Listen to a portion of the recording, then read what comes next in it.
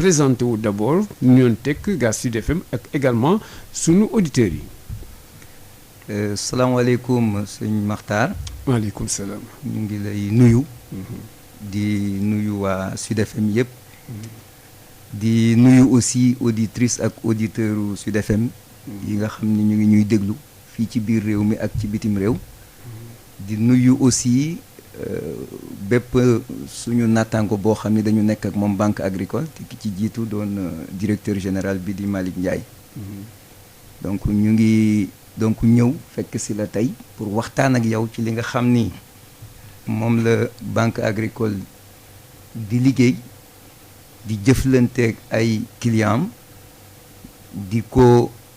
contribuer aussi ci économie nationale. te ñu ngi ñaan aussi émission bi nga xam ni moom la ñuy commencé bala ñu cee jóge ñi nga xam ni dañuy déglu jëlee ci njariñ boo xam ni dina wuyoo turu émission bi nga xam ni waar wi la tudd. voilà Cheikh Ndiaye may fàttali yow yaa amee direction commercialisation ak marketing bu LBA la banque agricole beneen gan gi nga xam ne moo toog kooku mooy Abdou Aziz Diédhiou ma bàyyi la nga nuyoon teg mbokk auditeurs Sud FM yi ak mbokk auditeurs yi ak kilifa Sud FM yi. waaw jërëjëf sëñ Matar maa ngi gannaaw ba mu sante yàlla juddi si yonentu yàlla Muhammad sallallahu alayhi wa sallam ñu ngi sant suñuy waajur nuyu suñu auditeurs yi ñuy déglu yëpp à travers le Sénégal ak bitim réew rafetlu comme nu ko sama naataango Cheikh Ndiaye waxee émission bi ñëw tey nar a waxtaan ak yow si liggéey bi nga xam ni ñu ngi koy def banque agricole si suñu njiitalu suñuy kilifa yi nga xam ne nii ñooñu dooleel ñooñu may tamit mën-mën ak pas-pas bi nga xam ne nii ñu ngi koy liggéey banque ba ñëw rek nar a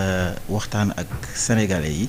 nar a waxtaan ak monde bi parce que seen rajo bi ñu ngi koy déglu fépp sottante xalaat fu yaakaar tamit te am si maanaam yaakaar bu wér ne émission bi dinañ si jëlee njëriñ bu rëy rëy bi nga xam ne ni dina jëriñ donc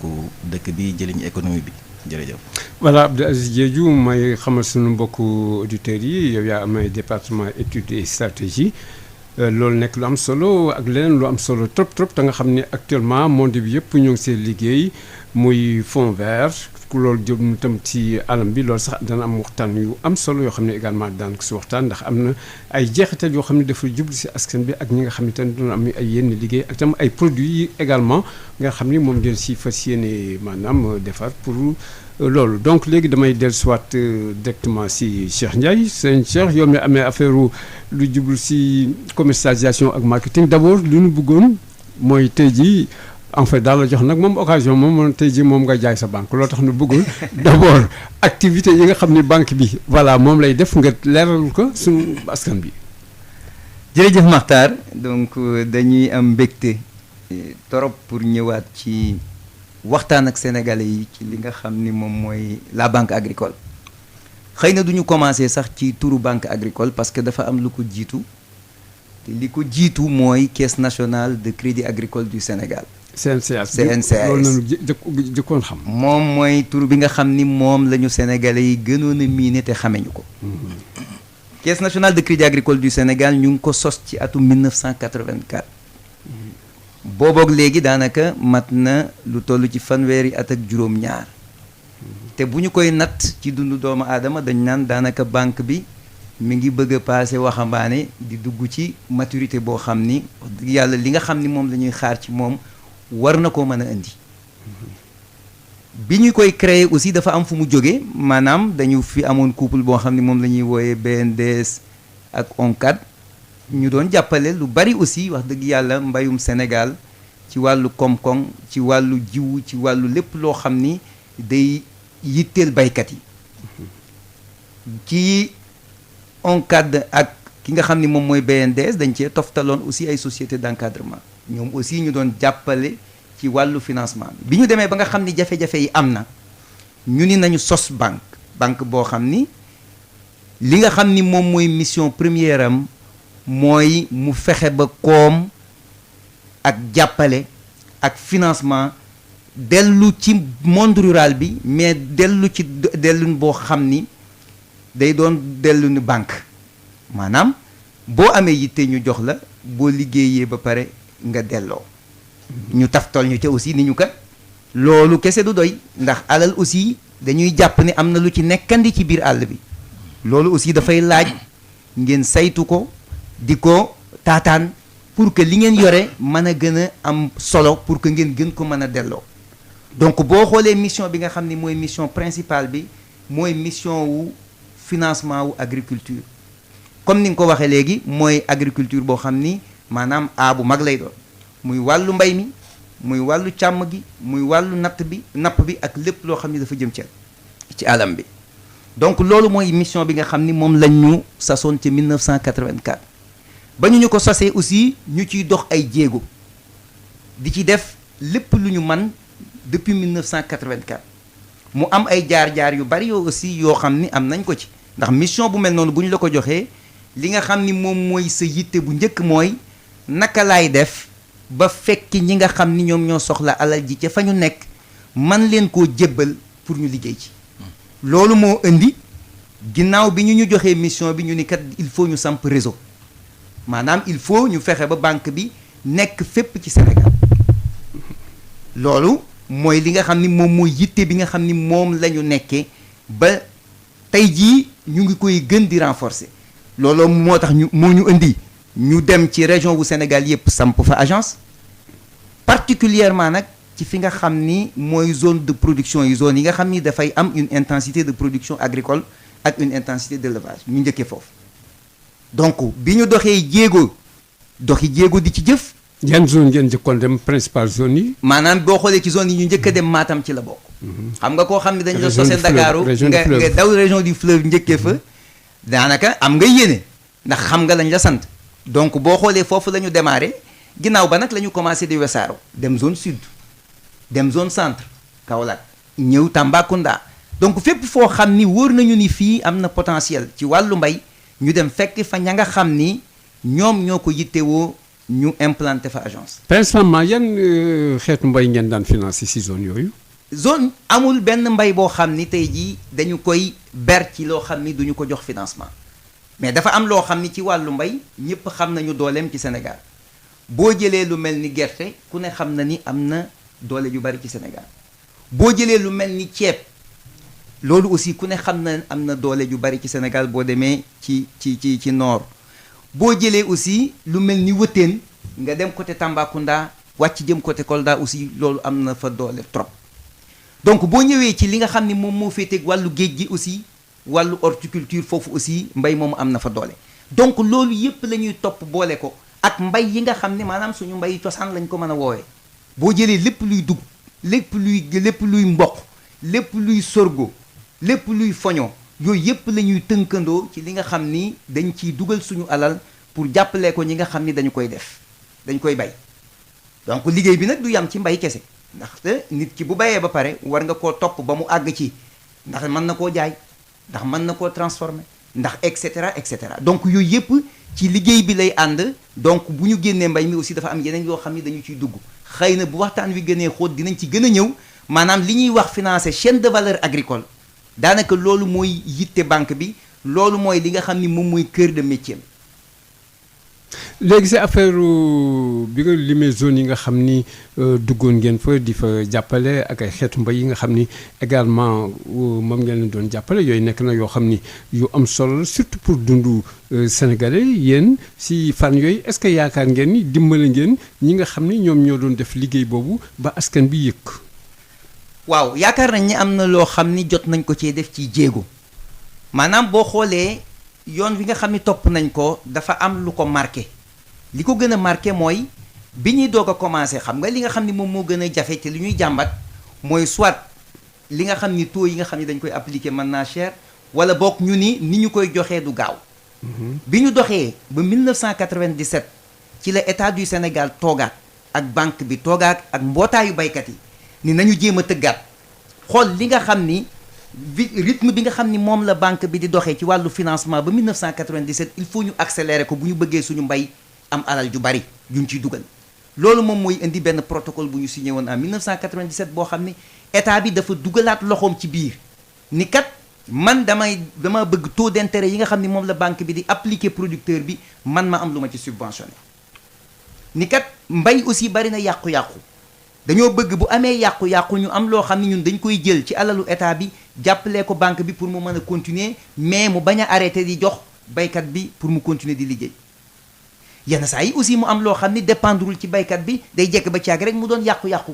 maanaam li ñuy woowee calamité mu am lu yàqoondoo lu bari loolu aussi état bi dugal ci loxoom mais gis nañ ni bi ñu jógee ci jéego boobu daanaka mbir mi dafa gën a am doole dafa gën a yokk boobu ba léegi nag arrêté wul dëgg yàlla loo xam ni la année bu jot mën nañu dinañ ci teg benn jéego boo xam ni mooy gën a kawe jéego bi nga xam ni moom la ñu tegoon. est-ce que mën ngeen defal estimation si li nga xam ni moom la nguur gi daan dugal ak yéen également li ngeen daan dugal par exemple environnement si wàllu mbay mu commencé depuis ay jiw wala tam wàllu élevage si defe naa fonds STAP ak yu demee noonu. waaw boo ko jëlee ci côté boobu xëy na boo nee état moom moo njaboote ñëpp. boo nee lan la état di dugal ci wàllu mbay tey jii dana jafe natt. enfin yi mu leen doon dimbali leen pour li mu doon subventionné pour que yéen ñi ngeen xam ne yéen a amoon affaire yi di dem ngeen mën dem. boo xoolee li nga xam ni moom la ñuy wooyee subvention bi day delluwaat ci producteur bi. maanaam tey jii bu ñu tënkee boo xoolee ñun bu ñu jëmee ci wàllu ni dañuy dem nawet boo jëlee li nga xam ni dañ koy dugal ci alal mu war a dem par exemple ci li ñuy bayee gerte gi. ci li ñuy bayee ñebe ji ci li ñuy bayee ceebu noor bi daanaka saa boo ko tënkee rek dina dépasser lu mat 15 milliards yoo xam ni day dugg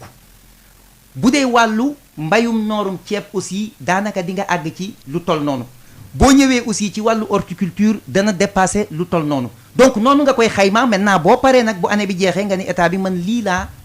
dugal ci wàllu mbay mi la nga xam ni moom la ca war a jàppalee baykat bi te mu waroon muy bonification bi booba la ñu koy calculer donc c'est une question de performance boo xam ni plus ngay gën a dem plus état bi di ci def aussi wàllam pour mën a contribuer mën a gën a jàppale maanaam baykat bi nga xam ni dooleem bariwul te taux bi nga xam ni aussi boo ko nattee ci marché bi taux yi ni muy demee xëy na mën na ko indil jafe-jafe ci wàllu mën a supporter bor bi xëy bu fekkee production demewul noonu donc noonu la ñuy doxee ak état bi mais bu ñu génnee loolu dafa am yeneen partie yu bari yoo xam ni aussi banque bi daf ciy dugal loxoom. ndaxte boobu yooyu daan si ñëwaat daan ci ñëwaat léegi donc ñu daal di ñëw si Abdou Aziz Diédhiou bi nga xam ni moom moo am direction études et stratégie Abdou Aziz Diédhiou est-ce que mën nga ñu expliquer d'abord sa direction études et stratégie encore affaire fonds vert bi d'abord expliquer sunu auditeurs yi loolu moom mooy lan. waa jërëjëf sëñ Matar man dama nekk si direction bu tudd direction des études et de la stratégie. yor fa tamit. lépp lu jëm ci mbirum changement climatique ak luy jëm ci saytu environnement bi ci mbirum financement yi ñuy def pàcc boobu sax la ñuy gën a insister ndaxte Cheikh soo dégloo ci waxam wax na ko sànq ci mécanisme yi nga xam ne lëkkaloo na ko teg ko ak état pour gérer maanaam risque yu nekk yépp ci financement yi wax na ci mbirum calamité. tey banque agricole mission principale am wax na ko financement de la chaîne de valeur agricole maanaam lépp lu jëm ci mbirum production agricole te ku wax mbirum agriculture ci grand A comme nu mu ko waxee laal élevage laal production végétale laal foresterie laal pêche forcément di nga am maanaam lëkkaloo boo def ak mbirum alam bi environnement. du ma leen jàngal dara. tey jàngat yu bari. yu experts yi def ci mbirum environnement gis nañ ne menace am na foog naa ne am na ay fan yu néew am na benn dëkk bu nekk côté Nioro am na benn genre ngelaw bu fort bu fa romb yóbbu fa yàq fa ay yàq yu bari loolu dafa bokk ci ay événements extrêmes yi nga xam ne nii parfois day tëb rek frappé maanaam dóor suñu environnement bi duñ ko xaar. benn question laa lay bërëxal nga continuer wala est-ce que tey jii doo seeti ba ci biir ak jamono bii nu nekk di wax environnement vert ak changement climatique est-ce que tey jii sax alam warul déterminer tibu agriculture ak tam tibu dimbaleeg yooyu yëpp. mais absolument li nga wax da nga sax tey lëkkaloo ak conclusion yi nga xam ne wala première jàngat yu benn organisme maanaam benn groupe bu ñuy tuddee GIEC. maanaam groupe intergouvernemental yi nga xam ne ñi ay experts yoo xam ne dañuy réfléchir dañuy xalaat ci lépp lu jëm ci mbirum environnement yi nekk maanaam ay sentinelle dañuy def benn jàngat xool ne mbir mi ngi changé te nu muy rythme bu muy changé dafa nekk rythme boo xam ne nii dafa ëpp dayo maanaam rythme bu rëy wax nga sànq affaire yi accord de Paris engagement yi nga xam ne ni état yëpp ñoo ko jël ne suñu bàyyee mbirum environnement bi nu muy doxee nii rek fii ak 2030 jëm ba 2050 suñ continuer nii soo xoolee maanaam dundin ci biir àdduna bi dina jafe kon nag il faut que tey état yi réagir état yi il faut ñu engagé wu pour contribuer ci loolu objectif bi ñu ne nu ñuy doxalee nii daal nañ fexe ba augmentation température bi bu mu weesu 2 degrés mais GIEC tey dafa alerté daal ne rythme bi nu muy demee nii objectif boobu même buñ ko atteindre ñoom dañu constaté ne dina am ay phénomènes climatiques yu extrême dañu constaté ne sécurité alimentaire bi dina affecté wu dañu constaté ne santé population bi maanaam dina affecté wu kon nag ñi ne tey il faut maanaam loolu ñu ne soo gisee ma andi contexte boobu au niveau macro dafay expliquer wàcc ba ñun si lu ñuy liggéey Cheikh wax na ko sànq tey banque agricole bu financé Mamadou Makhtar nga dem dans la vallée mu jox la 1 milliard nga ñëw béy ceeb yow xooloo ndax suuf si nga koy def baax na ndax suuf si amul xorom yow xooloo ndax ndox bi ngay arrosé ndox bi ngay xëcc andi ko si tool bi ndax système de drainage bi baax na alors paramètres yooyu dafa nekk paramètres yoo xam ne dafa lëkkaloo trop ak mbirum alam bi donc mu nekk ay paramètres yoo xam ne dañuy andi tey si dugal si dispositif analyse bu banque agricole di def au-delà bu analyse financière bi au-delà analyse risque financier yi ñu dugal lu ñuy tuddee risque environnemental et social moo tax ñi ma profito si antenne bi pour vraiment encore une fois gërëm rafetlu vision bu directeur général bu banque agricole am il y a juste 3 ans mi ne man tey il faut que ma tëgg donc si biir banque bi sama dispositif de gouvernance mu dugal si lu ñuy tuddee la gouvernance environnementale et sociale des financements nekk loo xam ne nii benn dispositif bu ngay teg la pour jàngat bépp financement boo def ban risque environnemental et social la mën a donte banque agricole soo xoolee nu mu doon doxee mi ngi koy def mais daf ko peut-être formalisé wul wala nga xam ne dafa tërul yoon yoo xam ne ni dina mesurer exactement yan impact la loolu di am si financement ni ma doon doxee c'est-à-dire di financer koo xam ne mi ngi jublu si agriculture wala bay wala élevage sans pour autant de façon très dense daal di xalaat côté mesurer voilà xool impact bi par rapport ak l'environnement par rapport ak l'environnement mais mi ngi koy def peut-être mais dafa nekk si wax na ko léegi parce que bu état bi demee ba dugal benn dispositif gestion calamité la ay phénomènes yoo xam ne nii mun nga xëy rek mu am ay taw ëgg ñu ne voilà élevage bële kat kay ma financé woon kéem yëpp dee na mais tey kooku jëloon na financement banque agricole am naa catastrophe bi mais naka laay def mënatuma fay banque bi mais bu banque bi mettre benn dispositif boo xam ne nii te maanaam xam naa ne loolu sama naataango Cheikh Ndiaye dina si ñëw ba dugg si affaire yi compagnie nationale d'assurance agricole ak lëkkaloo bu nga xam ne ñu koy def ak ñoom mais bref tey daal jàppal ne gouvernance environnementale et sociale intégration dimension risque environnemental nekk na loo xam ne nii dispositif bu am solo la maanaam ci dispositif gouvernance des financements bu banque agricole. loolu mooy yéen seen tey ji seen implication par rapport ak Paris li mu defoon ak Sénégal tam politique bi muy doxal ci fànn boobu yéen seen implication donc loolu ci fànn yooyu. loolu réponse la. moo tax suñu demee ba xóotal dinaa ñëw ci li nga wax sànq. yaa ngi dégg maanaam fan yëpp depuis daaw ñi ngi wax banque agricole léegi dafa nekk entité accréditée au fonds vert climat. lan mooy fonds vert climat lu tax. mu lëkkaloo ak banque agricole yan perspective la mun a andil Sénégal parce que Sénégal lay wax ndaxte accord de Paris yooyu pays ñoom ñoo tëgg seen engagement bu dëkk bu nekk tëgg par rapport ak accord de Paris bi dañ ko tëgg ci benn document bu ñuy tuddee contribution nationale désignée boo xam ne Sénégal danaan man par rapport ak engagement mondial bu climat yu pays yëpp jël man Sénégal lii jéego laa ciy def lii laa si def. voilà donc daan dellu si waat si loolu léegi ñu del ñëw si Cheikh ñu jeexal ak li nga xam ne moom noonu doon wax ak chaîne de valeur bi may fàttali mbokki auditeurs yi yéen a ngi topp seen émission waar wi si Sud FM tey jii nag waxtaan bi mi ngi nekk waxtaan boo xam ni bu yaatu lay doon waxtaanu xam-xam loo xam ni tam dañ leen dimbale bu baax a baax si ñi nga xam ni dañuy liggéey si wàllu agriculture élevage pêche ak alam bi loolu def naa doo ko tuddee rek da nga tudd lépp ndax tudd nga biir tudd nga tam li nga xam ne tam moo nuy sàmm te xam ngeen ni yéen ñëpp jamono yii nu nekk yéen a ngay gis yenn façon tàngaay yu métti yéen a ngay gis sax yenn saa yi mën na taw benn yoon mu daal di toogaat weer dootu gis taw wala ne mu daan tawee taweetu ko loolu yëpp nekk loo xam ni si dundin bi defe naa lay gën fës te dundin moom lu ko laal rek moom dafay mel na rek moom lépp moo yàqu léegi nag donc loolu ba ma amee rek loo tax ñi nga xam ne ñooy suñu sponsor la banque agricole ñu tuddee ko LBA ñoom tey jii ñoo toog ngir war nu seen xam-xam si fànn boobu ak ñoom tey jii du tax nu jóg di xar seen tànk tubéy ngir daal fexe ba ñi nga xam ni dañ leen daan dimbale bi di wuy waaye itam ñu am ay direction yoo xam ni moom lañ koy jox yu ànd ak li nga xam ne tey jii jamono bi moom moo fi nekk maanaam moom la laaj donc léegi ma dellusiwaat si Cheikh Ndiaye li ma lay laaj sànq ñoo ngi doon dugg presque sax si chaîne de valeur ba nga commencé di expliquer waaw yëf yi nag ni mu demee woon gannaaw fa nga jógee je pense c'est une bonne chose wane ONCAD ba fi nekkoon ak cheminement bi ngeen def ak lëkkaloo tam ak état bay ñëw waaye ba ngay dugg si chaîne de valeur bi nag ndax tuddoon nga li léegi moom majorité sax passé na ko ndax dem naan fanweer at ak lu ëpp donc war na am léegi yeneen yu bees def naa tam xëy na loolu ñàkkul ni looloo tax léegi ngeen daal di changer tour jóge si kees na daan wax léegi daal ñëw si LBA la banque agricole. waaw jërëjëf Makhtar loolu moom lu ñu sawar a ñëwaat la.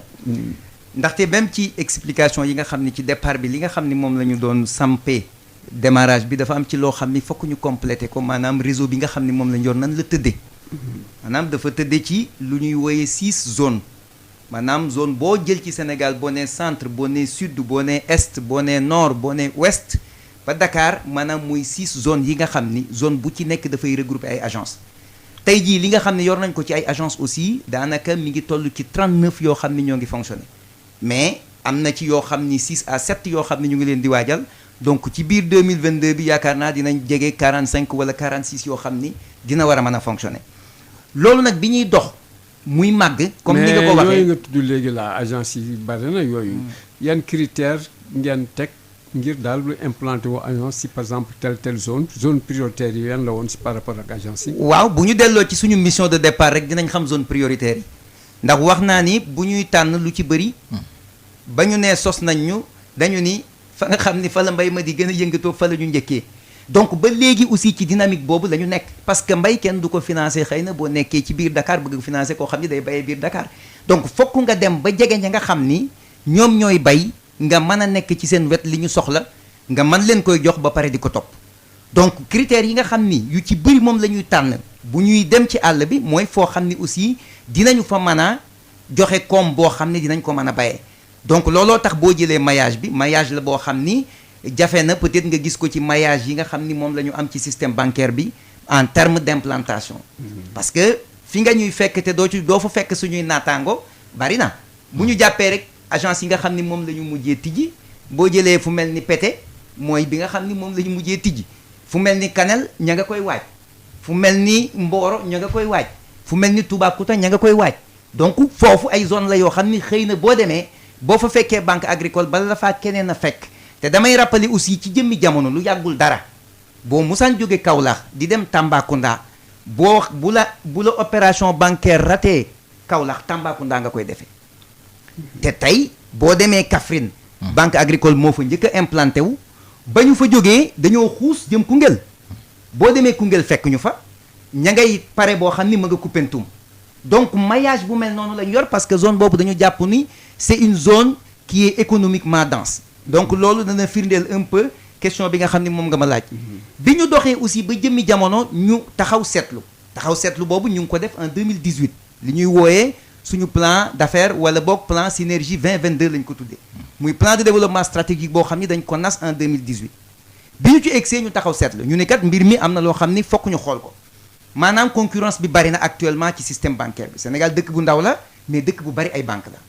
beneen bi ñu ni aussi sur le plan réglementaire li nga xam ni aussi ñu ngi koy teg banque yi pour ñu gën a ñoŋ mi ngi gën a dëgër loolu nag ñaar yooyu bu dajee il faut ñun ñu taxaw seetlu suñu toogaay ak suñu repositionnement ci système bancaire bi naka lañ koy defee ñu tëgg benn document boo xam ni moom la ñuy woowee plan de développement stratégique synergie 2022 loolu moo ñu indil ñu ni kon dañuy sukkandiku ci ñetti levier levier bu njëkk bi dañu ni image bi suñu image il faut ñu refondre ko carrément loolu moom booy dund ba am fanweeri at ak juróom-ñaar sañ nga ni nag xaaral nag ma xoolaat ndaxte nag kees googu dafa am lu bari lu ci laxasu parce que damay fàttali souvent bi ñu nee banque agricole la ñu ci bëri ñëw nañ sax ni ñu enfin vous êtes devenu une banque parce que yaakaaroon nañ ni doonuñu woon banque auparavant boo nee kees dañ lay xaw a méngale caisse de crédit mutuel. waaw benn keesu rural rek. voilà alors que ba ñuy sos dañ doonoon banque. donc xoolaat suñu tur xoolaat suñu melokaan dafa laajoon ñu jiital ko ci levier yi nga xam ni bu ñu bëggee repositionné wu moom la ñuy jiital beneen bi ci topp ñu ni aussi il faut ñu renforcer suñu communication institutionnelle. te yaakaar naa lii ñuy def nii tey jii wuyu na un peu la ñu tëggoon ci plan d'affaires ba synergie 2022 beneen bi ci des ñu ni suñu offre commerciale fokk ñu développé ko donc boo xoolee ñetti levier yooyu nga xam ni ci la ñu samp daanaka day wuyu ci li Abdou Aziz mujjee indi li ñu naan finance climat am na yeneen yu bëri yu mu indiwaat muy maanaam sur le plan digital finance digitale am na yeneen offre de produits yoo xam ni àndaat na ci te loolu lépp mu ngi soqeekoo ci loolu bi ñu nee nag dañuy changer refonte de notre image dañu ni tour bi dañ koy soppi logo bi dañ koy soppi couleur yi dañ koy soppi signature bi dañ koy soppi. offre commerciale bi nag. bi nga offre commerciale bi moom laa la wax. offre commerciale bi dañ koy développer. offre commerciale bi bu ñu ci duggee tey jii boo jëlee ay produits yoo xam ni yoruñu ko woon booba. dolli nañ ko ci. ñu boole ci nag tegaat ci ni bu même bu fekkee bi ñuy tëgg suñu plan d'affaires. dañu delluwaat encore ci suñu cosaan toogaat fa parce que xam nañ ni suñu cœur de métier. base bi waaw base bi. ñu ni nag suñu vision mooy rester encore leader ci financement ou chaîne de valeur agricole de façon très claire. li ci des nag boo liiree signature bi di nga ko xam. dañu ni expertise mooy li nga xam ni moom la ñu man te xam ko ñëpp xamee ñu ko ak ouverture te bu ñu jéggee ci loolu day wane ni amul leneen lu benn banque di def banque classique te duñu ko def. donc ñun dañuy def li banque classique yi di def ba pare ñëw def leneen loolu ñuy def nag kooku moom buñ ci xuusee di nga xam lu tax sax ñu xaw ci wéet yenn saa yi ci benn pàcc bi. waaw loolu mën nga si ñëw. leen loolu ngeen def te ngeen xaw si wéet si benn pàcc bi pàcc boobu ban pàcc la. ak lan moo ko def particularité boo nattee li ñu naan financement de l'agriculture. boo jëlee wàllu mbay mi bala ngaa bay da nga wuti ay intrants. côté boobu. boo jëlee par exemple programme yi nga xam ne intrant mooy li nga xam ne dafa nekk ay muy engrais ay jiw ak muy engrais liy jiitu daal mbay lay bay du commencé moom waaw loolu fokk nga jëfandikoo ko boo xoolee tey bu ñu nee ñun dañuy financer chaîne de valeur bi foofa la ñuy commencé tey jii programme yi état bi tëgg yu ci bëri yoo xam ni day yombal jot jiw baykat bi di ko yombal jot engrais boo ñëwee ña nga xam ni ñoom la ko état bi di dénk pour ñu dem wuti ko alal jooju ci banque bi lañ koy jëlee pour man koo dem wuti ñëw jox ko. ci ban banque ñu koy wuti seen banque agricole ci banque agricole lañ koy wuti boo jógee foofu yaa ngi dugg ci financement production foofu laa ni bu ñu dawalee tuuti rek daanaka xaw fee wéet ndaxte ñépp dañoo d'accord ni ab dëkk du développé te mbayam développé wul. production bu développé wul mënuñu développé. donc ak autosuffisance boole si. te tey jii ñépp xam nañ ni li coow li bari Sénégal. production bi ñu fi def doyul. waaw parce que bu doyoon ñu koy génnee di ko jaayi te la ñu koy jaayi daanaka bu ñu génnee jaayi sax la ñuy dese dootuñu doy. donc foofu dañ ko war a yokk ak doole mais production lu tax doyul aussi la mu war a àndal lépp xëy na ñëwul maanaam dinañ ci def doole ci wàllu financement mais pourquoi nanguwuñ cee def doole ja nga xam ni moom la laaj ndax boo jëlee mbayum nawet dañu naa la bu dee banque dañ naa la daa bari risque. maanaam mën ngaa financer du taw wala nga financer mu taw ba ci digg ba taxaw wala nga financer mu taw ba pare na mu tawee taxul producteur bi am lu mu la fayee donc yooyu risque yooyu boo xoolee daanaka système financier bi lu ci bëri moom la ñuy daw donc foofu boo ñëwee boo demee au nord at mu jot muy ci diggante mbayum ceeb nord ak nawet banque agricole dina ci dugal lu mat 15 milliards jëm 16 milliards boo jëlee wàllu tamaate naka noonu boo ñëwee ci gerte gi naka noonu boo ñëwee ci wàllu pomme de terre ak oignon ak lii ak soble beeg lépp li jëm ci horticulture noonu foofu risque yi mooy waral kenn du fa buuxante pour joxe xaalis te saa boo demee di nga fa fekk banque agricole bu ñu jéggee loolu nag ba mbay ma ñor ñu ni kat lan moo ci topp ñu ni ay ca nañ jaay moom ci la ñëpp sawar donc li ngay jaay di nga ko gis ki ngay jaay mën nga koo natt ba pare doog a génne xaalis jox ñu jënd jaay delloo la bu ñu nee transformation foofu aussi mën nañ faa am ci système bancaire bi ñoo xam ni dañuy ñëw contribuer mais de façon globale le financement bi nga xam ni moom la agriculture laaj ba léegi ñu ngi koy jéggaani ñu ngi ciy def lu bari ci doole waaye des na mu am pàcc boo xam ni sax moo ci gën a jafe muy lépp luy investissement agricole muy wàllu équipement ak muy wàllu defar fi nga xam ni foofu la ñu war a bayee te loolu aussi dañ ci wét équipement agricole gis nga jéego yi ci état bi def malgré effort yi muy def ci subventionné matériel bi mais matériel bi bu même buñ ko subventionné li ci des fokk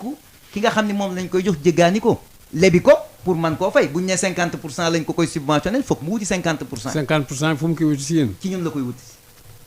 ndax bu ñu génnee juróomi at ci ginnaaw dañu tëggu benn programme boo xam ne ak waa AFD ñu fexe ba lonkar ci fa lu toll ci 10 milliards muy 15 millions d'euros yoo xam ni lépp ci équipement agricole ak investissement agricole lañ ko dugal. bon daal lépp loo xam ne rek ba production ba di génn loolu daal banque agricole moom mooy ki nga xam ne tey jii moom ak banque yi fi nekk yëpp moom rek moo ko fi géré. ba mënuma ni man rek maa ko fi géré waaye xam naa ni daal sama doole bari na ci. sa doole bari na ci li ma ciy def bari na ci ginnaaw loolu nag comme li ma ko waxee. dinañu jàll ci bépp façon liggéey maanaam muy entreprise boo xam ni dafa soxla ñu financeel ko ay machine am wala boog nga soxla trésorerie boo xam ni da nga koy liggéeyee wala boog muy ñoo xam ni dañuy soxla ay refinancement wala muy ay jigéen ñu soxla ñu jàppale leen ci seen wàllu liggéey yooyu yëpp maanaam bépp muy activité secondaire activité tertiaire banque bi aussi daf ciy yëngatu. donc loolu aussi dañ koy boole ci offre de produit bi nga xam ni moom moo nekk sur la table pour wax la ni insister encore ci li nga xam ni mooy financement équipement yi tey jii ci waxtu wii ñuy wax xam naa ni président de la république mi ngi war a nekk au niveau du grand théâtre pour war fa joxe ay tracteurs yoo xam ni 100 tracteurs la tracteurs yooyu ñuy joxe foofu loxo banque agricole mi ngi ci financement bi parce que dañu lëkkaloog la délégation à l'entrepreneuriat rapide mu am lu ñu indi moom mu am lu mu indi ñun ñu am lu ñu indi ñu boole ko mottalee ko 50% yi nga xam ni moom la ñi ñu koy jox war a indi donc daanaka amuñu effort bu ñuy def pour indi xaalis bi dañu leen koy lebal ñu war ko fay ci juróomi at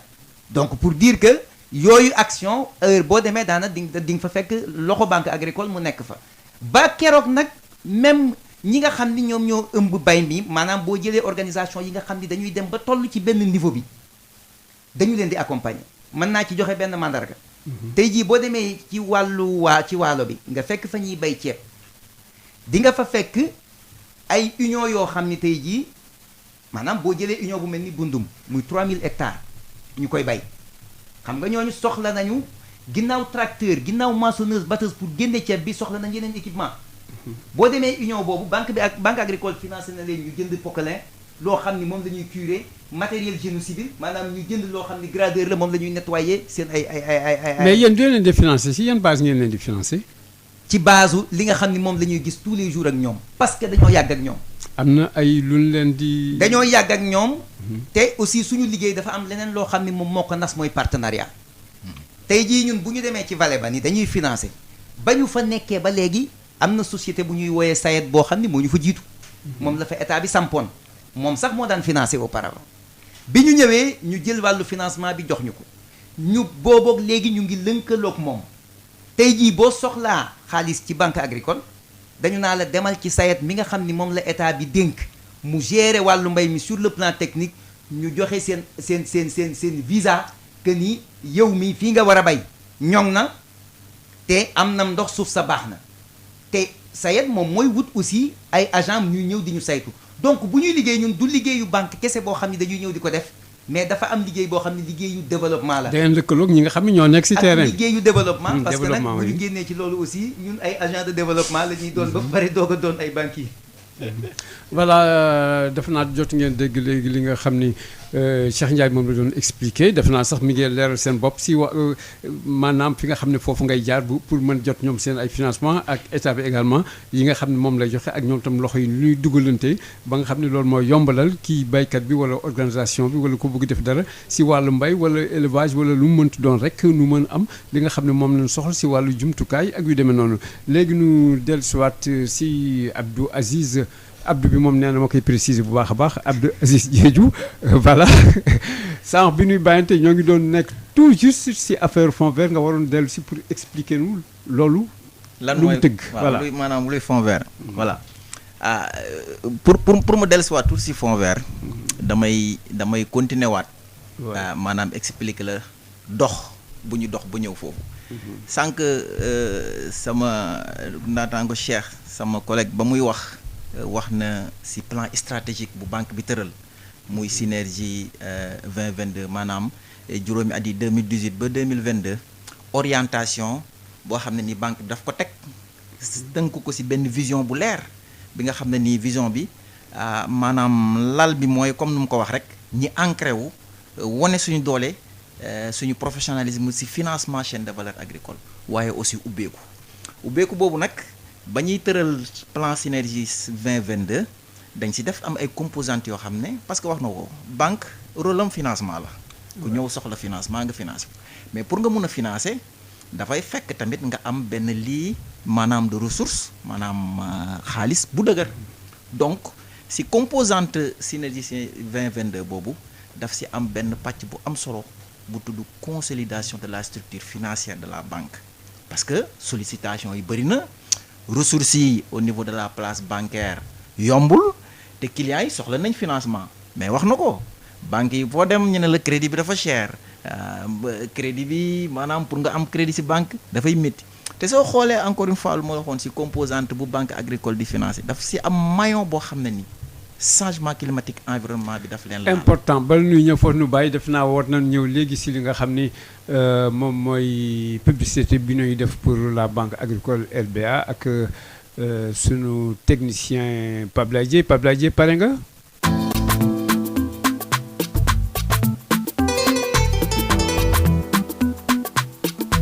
ngir gunge suñu réew mii di Sénégal ak mboole seem kuy yëngu ci wàllu koom-koom rawatina ci wàllu mbay càmm ak napp boole ko nag ak taxawaayu aar li ñu wër di alam bi ngir yokkute gu mat sëkk te mucc ayib LBA la banque agricole lëkkaloo ak Sud FM seen rajo ñooy ànd ak yéen ci seen émission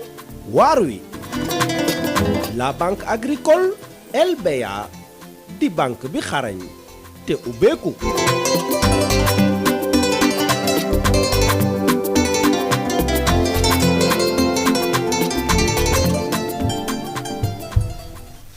voilà mbokk auditeurs yi del droit suñu plateau Abdou Aziz Diédhiou moo doon expliqué ba Abdou Aziz yaa ngi woon ci affaire fond vert ma bàyyi la nga continuer. waaw damay jëlaat foofu rek. parce que daf ne banque bu xarañ te ubbeeku boobu nag moo tax tey maanaam ñu ubbi maanaam partenariat bi ba jëm ci ne tey financement climat maanaam financement vert naka lañ ko war a mun a téye naka la ñu war a mën a accompagner maanaam économie Sénégal ba mu nekk une économie résiliente. financement climat c'est pas risqué kooku tam beneen risque la. financement yëpp am risque. waaye loolu bii parce que bii moom. waaw loolu moom damay bàyyi banquier bi. banquier bi daal di waaw moom dugg si waaw si parce que amul financement bu amul risque. amul mun naa ne sax amul activité bu amul risque. waaye lu am solo rek mooy nga mettre un excellent cadre. buy analyser risques yi da nga teg également yan mesures de mitigation loolu lañ liggéey ci at yu ñu génn mooy politique de gouvernance environnementale mitigation mooy lan moom. mooy maanaam risque bi lii la man yoon yi laa tëral pour maanaam mooy war a amoindrir risque bi. waaw mën wàññi risque bi mu war a mën a wàññi risque bi. loolu moom tëgg nañ ko am nañ ko mooy suñu politique de gouvernance de gestion environnementale et sociale boo xam ne nii financement bu ñu mënta jox rek. su Cheikh Ndiaye waree def benn étude d'impact dama ko naan d'accord man de mën naa ko financer waaye foog ma won ma étude d'impact bu nga def impact yi financement bi war a am lan la war a andil dëkk bi lan la war a yàq te li mu war a yàq lan nga ci war a teg loolu nag cadre boobu dañ ci liggéey vraiment ci ñetti at yi ñu génn bugg nag ubbeeku nag xool par rapport ak suñu stratégie consolidation maanaam suñu structure financière xool yan ligne de financement la ñu war a ubbeeku par rapport ak partenariat bi directeur général bi ne tey foog ñu xool nag tey ligne de financement climat yi ligne de financement vert yi naka lañ siy duggee looloo andi suñu ubbeeku si fonds vert climat banque bi dugg si benn processus boo xam ne nii ñett at lañ ko tëral lañ ko dawal muy accréditation au fonds vert. fonds vert mooy lan wax naa la sànq ne pays yi monde bi dañuy tënk seen engagement yépp si ay contribution yoo xam ne nii dañ koy jëmale par rapport ak réponse ñoom yu ñu war a joxe si accord de Paris bi lu mu waxoon ne par rapport ak changement climatique bi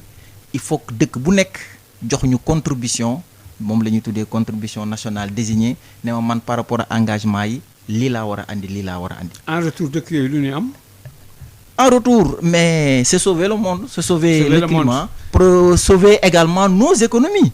wax naa ko sànq soo xoolee début bi dama alerter jox leen un peu prévision yu groupe intergouvernemental yooyu nga xam ne experts environnementaux def parce que bu ñu demee ne tey suñu d'ici dinañ toll foo xam ne nii 130 millions de personnes laa wax dinañ dem ba dinañ dugg ci pauvreté extrême bu ñu bàyyee nii muy continuer d'ici 2030 kon baax nañu taxawkat pour xool ne suñu continuer di gérer environnement bi duñ ko gérer ni du baax léegi mesures yu pays di teg dafa nekk ay mesures yoo xam ne nii dafa jëm ci mbirum adaptation au changement climatique jëm également ci mbirum atténuation maanaam wàññi lépp luy gaz maanaam luy loo xam ne nii mun na yàq en termes de pollution alam bi Sénégal tëgg CDM ne man soxla naa 13 milliards ak lu ko topp 13 milliards de dollars 13 milliards voilà de francs CFA ak lu ko topp pour mun a maanaam joxe sama contribution joxe sama participation ci loolu léegi nag fonds vert climat du jël xaalis bi jox ko directement ay entité danaan la dama koy jaarale maanaam ci ay entité accrédité pour nga def accréditation au fonds vert dafa am yoon yu ñu lay jaarale maanaam lu mel ni mbirum examen tey Sénégal benn entité accrédité lañ fi amoon muy centre de suivi écologique banque agricole ñëw ci at yi ñu toll nekkaat deuxième entité accrédité bi waaye lu neex ci accréditation banque agricole mooy banque la organisme de financement la moom mun na porter financement yi nga xam ne nii moo ëpp lu centre de suivi écologique mun a jël tey banque agricole bi tamit beneen maanaam njëriñ bu mu apporter mooy au-delà du secteur public. may ma dama bëgg ñi ñuy déglu seen xel mën leer tuuti léegi du fekkee da nga ni banque bi moom nañu accrédité centre de suivi écologique moom tam moo ko defaloon na ko duñ ko accrédité loolu mooy lan est-ce que par exemple banque ñaari structure yooyu dafa am si dimbal ñoom yi nga xam ni ñoom ñuy dimbale yeneen wala ku ci centre suivi écologique ay étude ak jàngat yu ñuy def si jaww geeg yu demee noonu est-ce que dañ leen di dimbale si fànn yooyu ay jumtukaay pour yombal seen liggéey ak ñi nga xam ne ñoom lañ koy defal wala lan la. alors fonds vert climat benn fonds la. bu organisme des Nations Unies buy saytu lépp lu jëm si changement climatique teg. bi nga xam ne contribution pays développés ak yeneen pays yëpp. ñi ne fonds bi pour ñu mun ko jël il faut nga tëgg ay projet yoo xam ne nii lu jëm ci adaptation lu jëm ci atténuation du finance santé suivi écologique nekk composante bu dynamique di liggéey ci mbirum gestion de l'environnement mbirum biodiversité gi yëpp ba ñu xoolee santé suivi écologie nañu santé suivi écologie nag mun na nekk maanaam entité boo xam ne ni mun nañ fa jaar pour jéem a jël xaalis boobu dimbalee ko ñi nga xam ne ni am nañ projet yooyu mais centre de suivi écologique accréditation bu ñu ko jox moom pour mu def ay subvention la maanaam da koy jël nga andi sa projet mu jox la mécanisme accréditation yi dafa bëri mun nañ la jox subvention mun nañ la jox garantie mun nañ la jox prêt mun nañ la dugg apporter renforcer la sa capital. projet bi ngay indi ban genre projet lay doon. projet bi ngay andi dafa war a nekk projet boo xam ne ni dafa war a apporter contribution sur lu xeex mbirum changement climatique. te soo xoolee transition bi te dafay nekk tamit projet boo xam ne nii day répondre su dee si dëkk bi nga nekk comme Sénégal si objectif contribution nationale désignée bu Sénégal boobu ma la wax. parce que bi Sénégal taxawal parce que da nga war a aider Sénégal. mu répondre si engagement yi. d'accord bu ñu ne entité accréditée nga tey. du accréditation banque agricole. waaye accréditation Sénégal la parce que banque agricole financement yu muy def ak fonds vert climat day contribuer si aider République du Sénégal aider état du Sénégal mu atteindre ses engagements loolu nag accréditation bi am nañ ko mais suñ ne am nga accréditation au fonds vert nekkul ne comme yenn séeréer yi ñu koy defee rek milliards yaa nga banque agricole naa dem jëli ko déedéet dafa am tamit jéego yu ñu war a jaar jéego yu ñu war a jaar yooyu nag mooy phase yu ñu toll nii di ko liggéey muy maanaam banque agricole liggéey ak acteur public acteur privé yi comme Cheikh Ndiaye wax na ko sànq beaucoup dañu ñëw di ko seet si demander ko ay financement li jëm si mbirum financement vert mais loolu tey banque bi dafa war a liggéey boo xam ne ni banque bi day am ay benn portefeuille de projet lu jëm si gestion des terres lu jëm si gestion efficiente de l'eau lu jëm si irrigation solaire lépp li nga xam ne nii daal objectif projet yooyu dina répondre si luy diminuer gaz à effet de serre su luy diminuer réchauffement su luy diminuer su luy permettre adaptation su luy permettre résilience maanaam ñu mën a porter projet yooyu yóbbu ko fonds vert demandé ko ma fàttali ki ne banque agricole tey am na possibilité dugal ay financement au niveau du fonds vert ba 50 millions de dollars américains donc loolu du lu ndaw. donc ñun tey jii rajo bi du fekkee noonu tey jii dañu jógoon bëgg di def ay communication uniquement rek si projet yooyu nga wax concernant diminuer réchauffement climatique ak yu demee noonu yooyu bon tey jii banque bi LBA bon dañu mën tey jii jàppale ñun ñu def loolu. émission boo xam ne pour loolu rek la LBA mi ngi lay jàppale déjà. bi émission d'ordre général ndax commencé na ko uniquement boo xam ne rek la pour loolu la. waaw absolument ñi lëkkaloog également ministère de l'environnement rek peut-être tëgg si projet yooyu benn volet communication. boo xam ne ni voilà dina si dugal Sud FM dugal si yeneen pàcc yeeg yëpp rek pour wax la ne daal tey Sénégal posé na maanaam cadre bi mooy contribution nationale désignée Sénégal tamit posé na ay jalons accompagner ay entités accréditées maa ngi profité aussi. loolu sànq yaa ngi doon wax produit fonds vert. voilà produit doo ko dégg si banque dafay xaw. waaw pour dégg bi dafay xaw jafe. déedéet su ma ne produit fonds vert soo xoolee sama njëkkanteel wax. dama ne banque bi tey li muy liggéey lu jëm si mbirum agriculture mënul bàyyi lépp lu jëm si conséquences liées à l'environnement mais boo ne financement vert mooy financement durable mooy financement propre mooy financement buy lutter contre changement climatique donc tey loolu la ñuy jéem a promouvoir yàqul dara si suñu cœur de métier au contraire mais Cheikh mun na am benn petit producteur bu nekk fële Fongolembi bi nga xam ne nii mais mënul jot si banque classique yi te ma waxaat ne lan moo neex si fonds vert tey mooy fonds vert financement yi muy def ay financement concessionnel la financement concessionnel mooy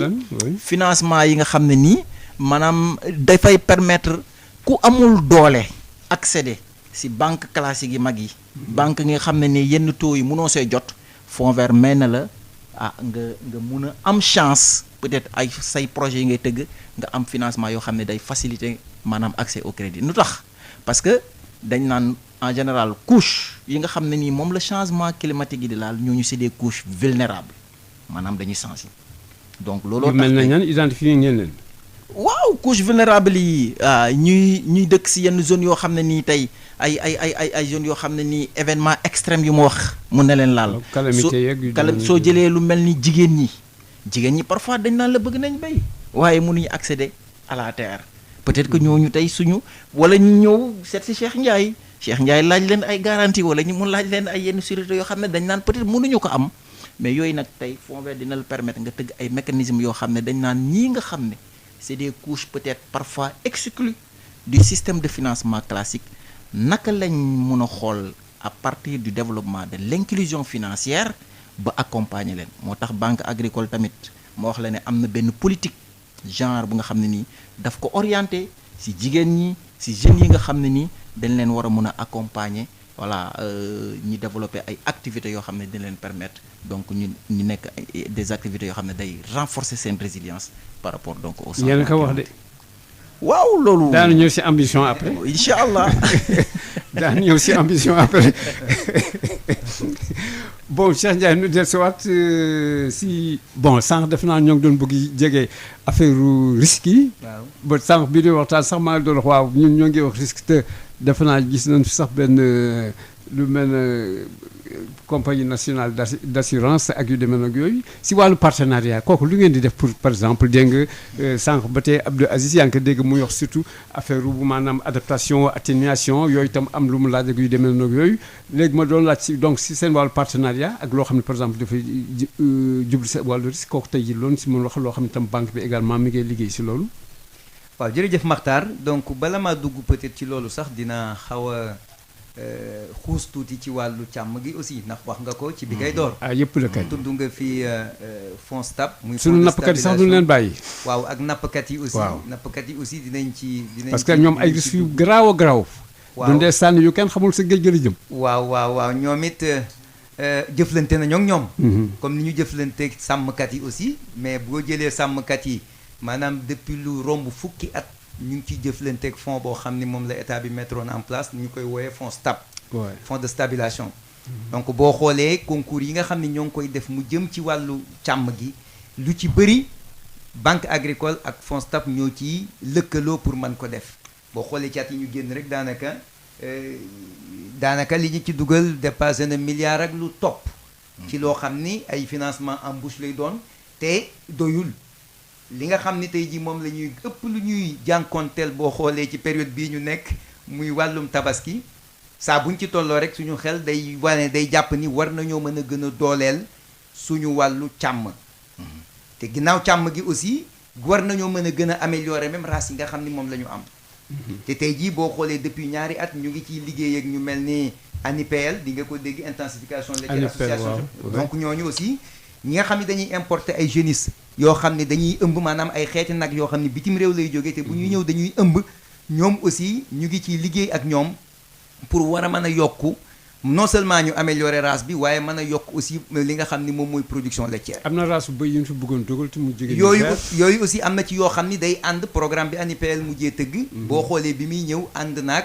bëy yu mel noonu. xëy na nombre bi da dul bari moo tax mënaguñu ko gis. waaye ay effort yu mag. ñu ngi ko ciy def. mais ANIPL seen liggéey ak moom naka la demee est-ce que mi ngi progressé. waaw yaakaar naa mu ngi progressé xam naa boo leen invité laaj leen dinañ la wax fi ñu toll en tout cas. li nga xam ni ñoo ngi ko ciy suivre mooy. ñaari yoon wala ñetti yoon a ngi nii ñuy fàggandiku di indi lu mat ay 1000 jeunistes yoo xam ne ay nag ñuy jëlee bitim réew la bu ñu ñëwee ay opérateurs économiques sénégalais ñoom ñoo koy jënd. te bu ñu ko jëndee ci ay ferme lañ koy dugal di ci produire lait mais di ci croiser aussi ak nag yi nga xam ni moom moo nekk fii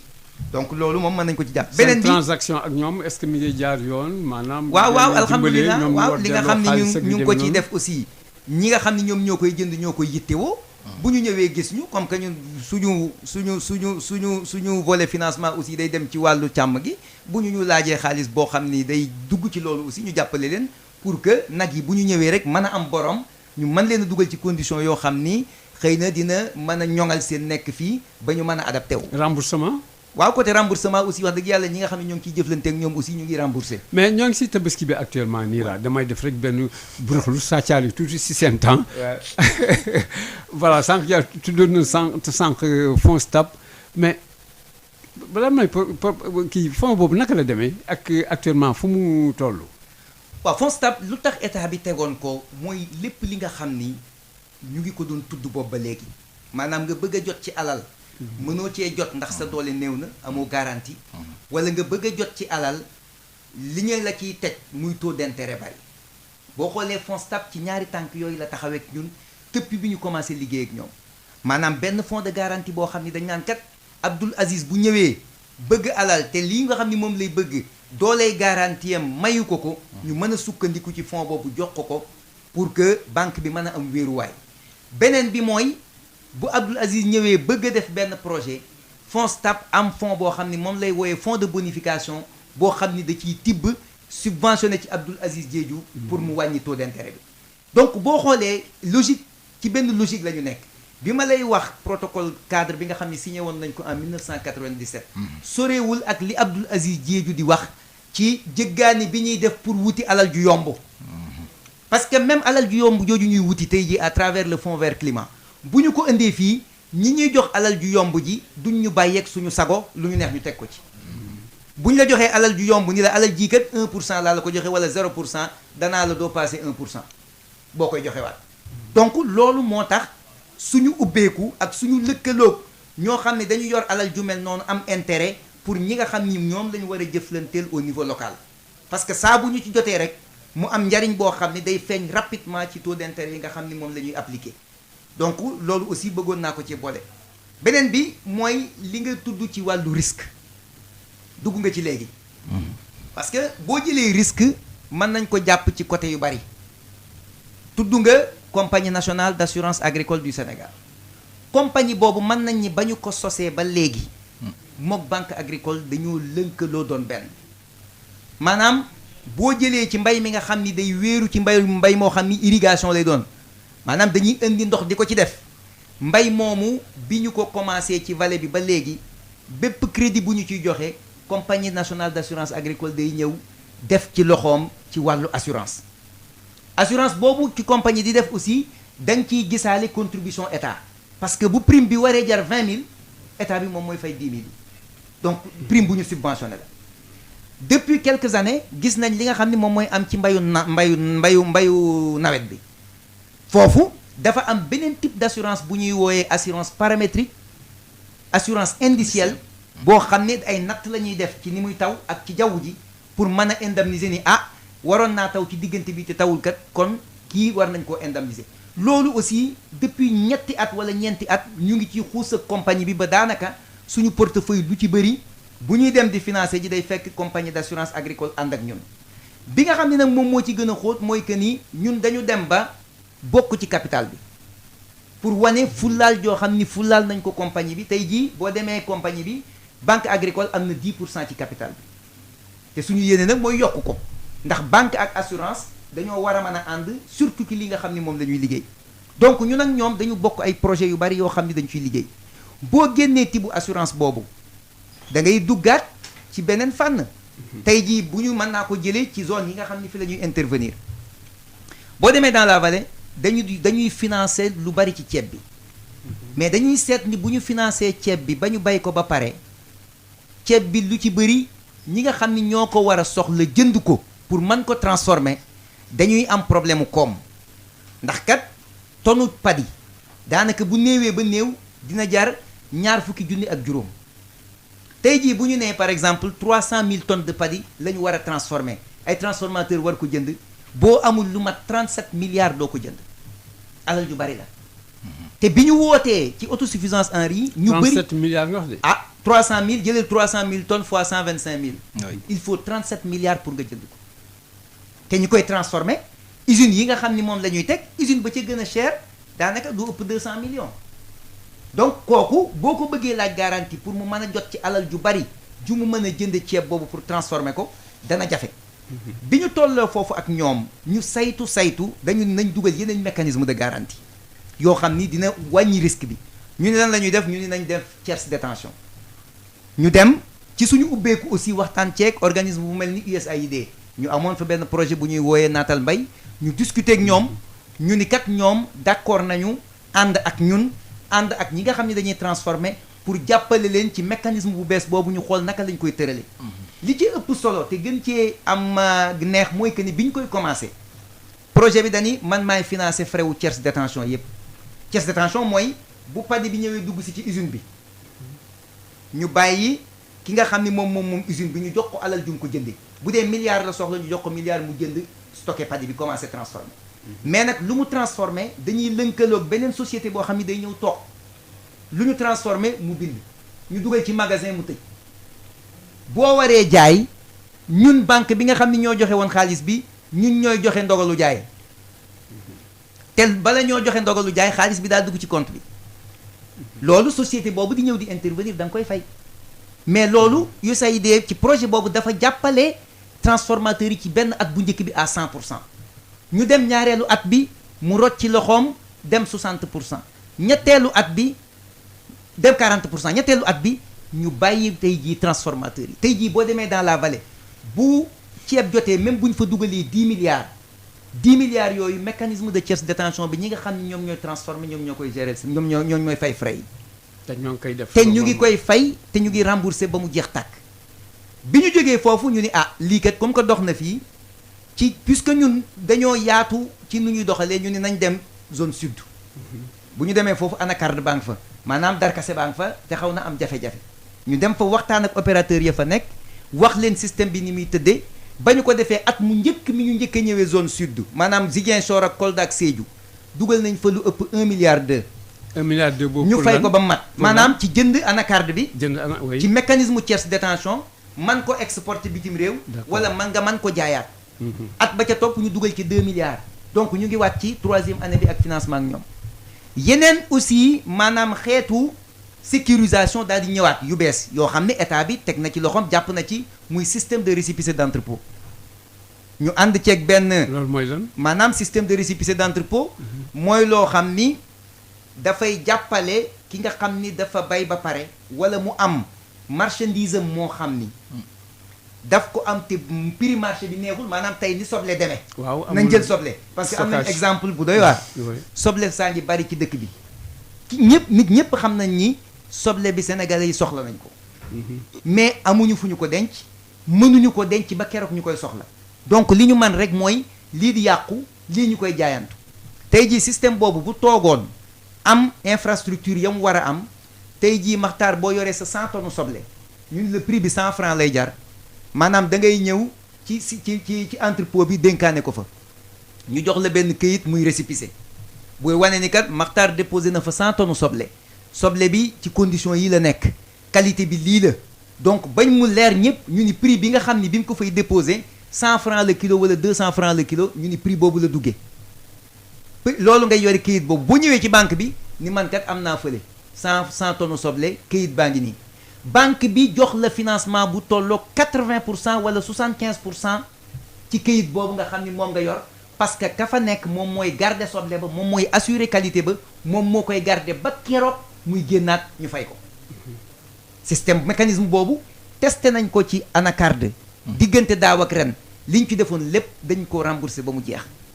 testé nañ ko ci wàllu ceeb bi te tey jii yaakaar naa problème yi ñu am ci wàllu production horticole aussi war nañ ko ci jéem a testé waaye li muy laaj mooy ay infrastructure état bi nag teg na organe bi tey jii nommé nañ nga xam ne moo ko jiite conseil d'administration bi nommé nañ ko li ci des mooy accélérer ko peut-être pour que ñu mën a am ay infrastructure yoo xam ni dinañu mën a porter système boobu te Banque mondiale aussi joué na ci rôle bu mag parce que AFC maanaam institution financière internationale ñoom ñoo ŋànkoon programme boobu di jàppale état du Sénégal donc mécanisme yooyu moom la ñuy ëpp tey lu ñuy développer pour que ñu mën a génn systématiquement ci garantie classique bi nga xam ne dañ naa la boo amul titre foncier mënuñu commencer ak yow wala boo amul lii mënuñu commencer ak yow donc sécurisation au crédit li mu ëmb ci wàll boobu dafa bari te yooyu yëpp tey jii daf ñuy dimbali pour ñuy gën a mën a yokk suñuy concours à la production à la commercialisation mais aussi à la transformation te dafay tax ñu ngay di liggéeyal également ñoom tam ñu nekk si wàllu mbay wala càmm wala lu mu ti doon ñu mën ñoom tam participer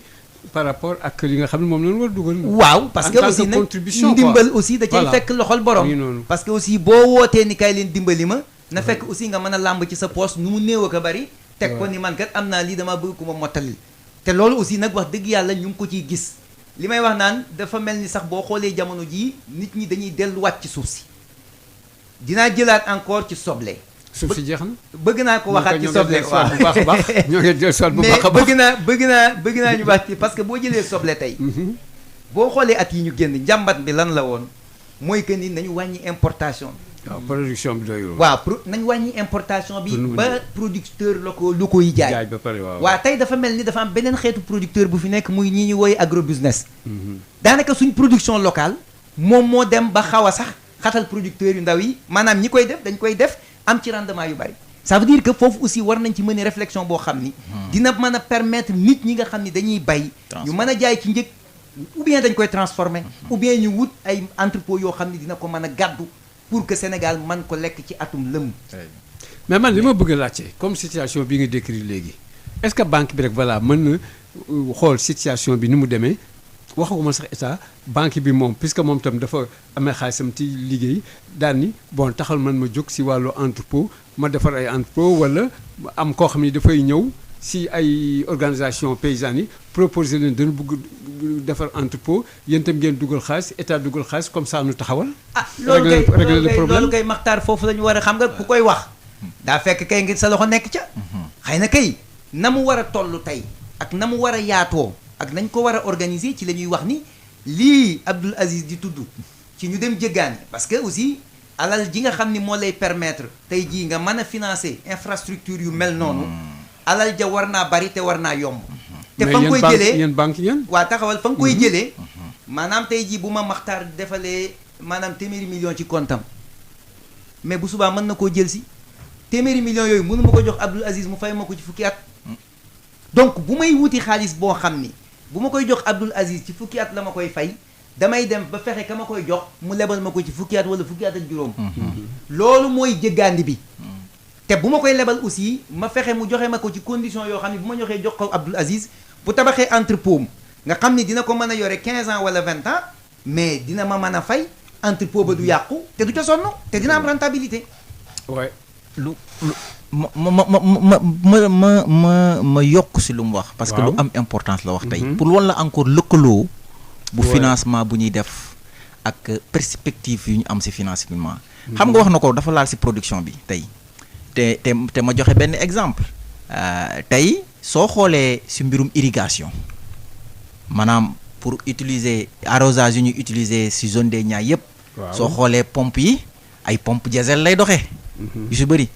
mais banque agricole tëgg na fi benn programme boo xam ne nii benn programme pilote boo xam ne dafa jéem a tester accompagner ay producteurs ñu dugal si zone de production yi lu ñu tuddee pompe solaire. pompe solaire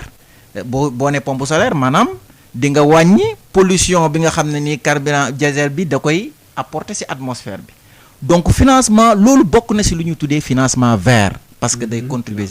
mais lu Cheikh Ndiaye wax lu am solo la nee naa la sànq fond vert climat lu ko tax a jóg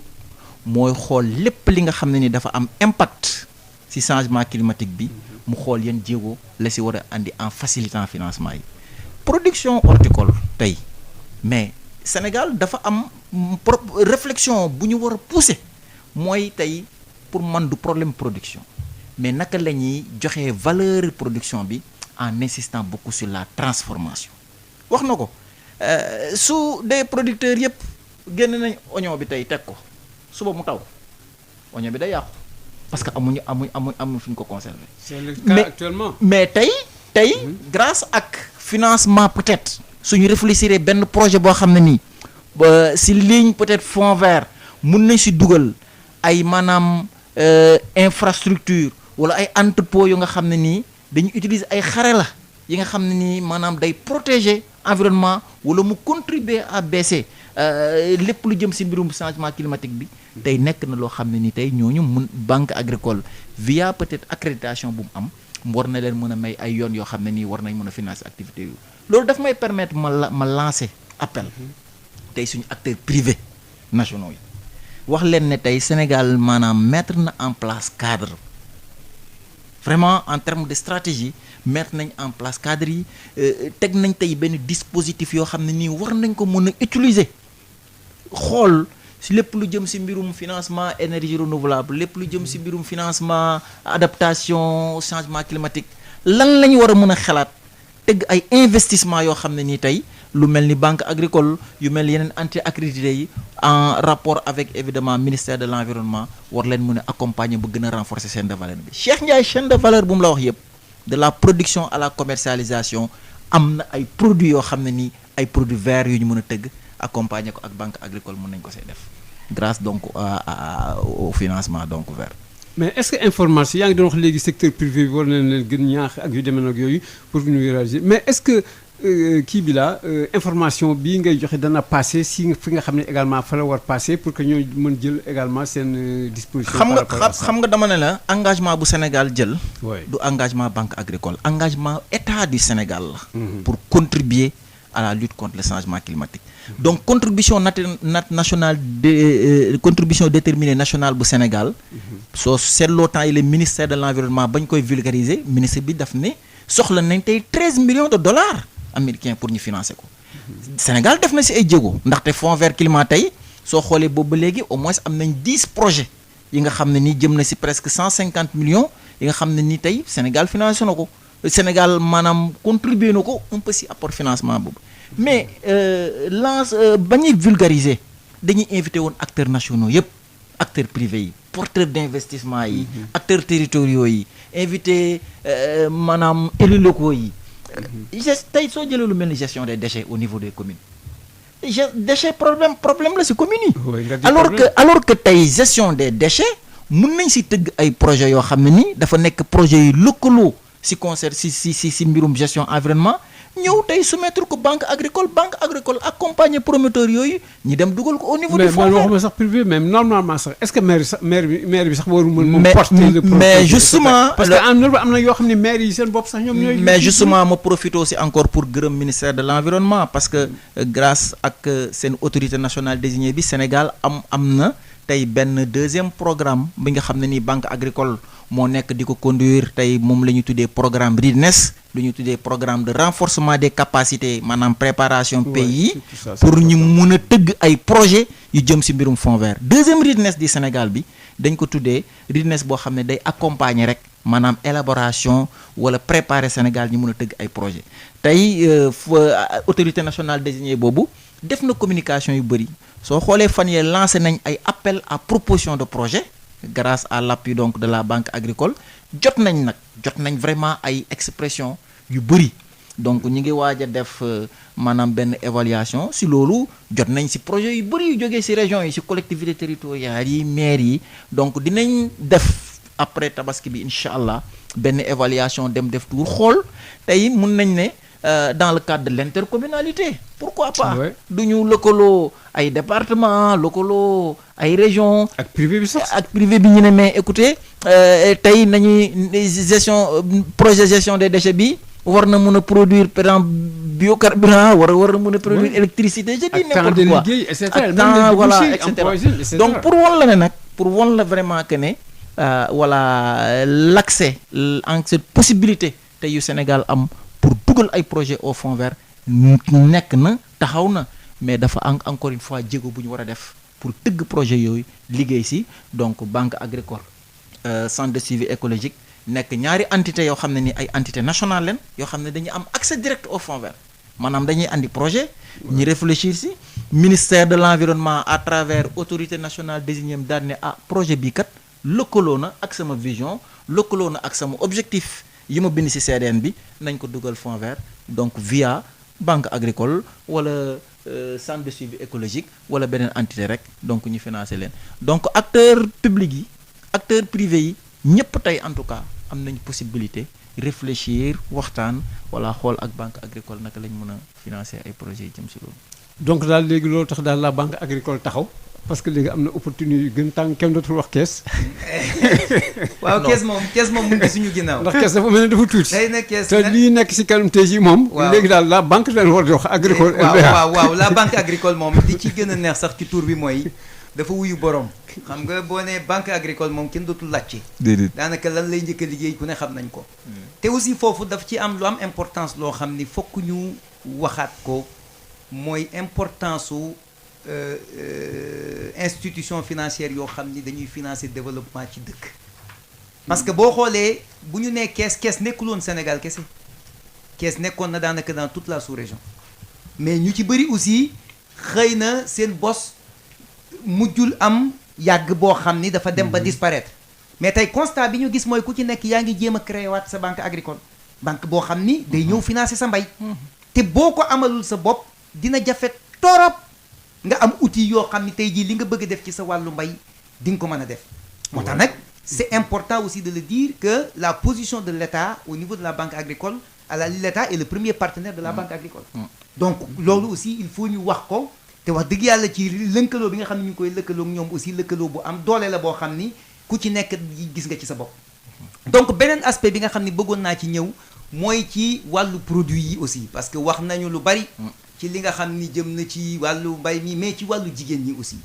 Abdoul Aziz xaw na ko junj ci nii ñu ngeeg politique genre boo xam ni bu ñu koy def parce que dañuy xalaat ni lu bëri war nañ leen ko mën a apporter parce que tey boo xoolee jigéenu Sénégal yi ñeme nañu génne ci seen poche boole seen doole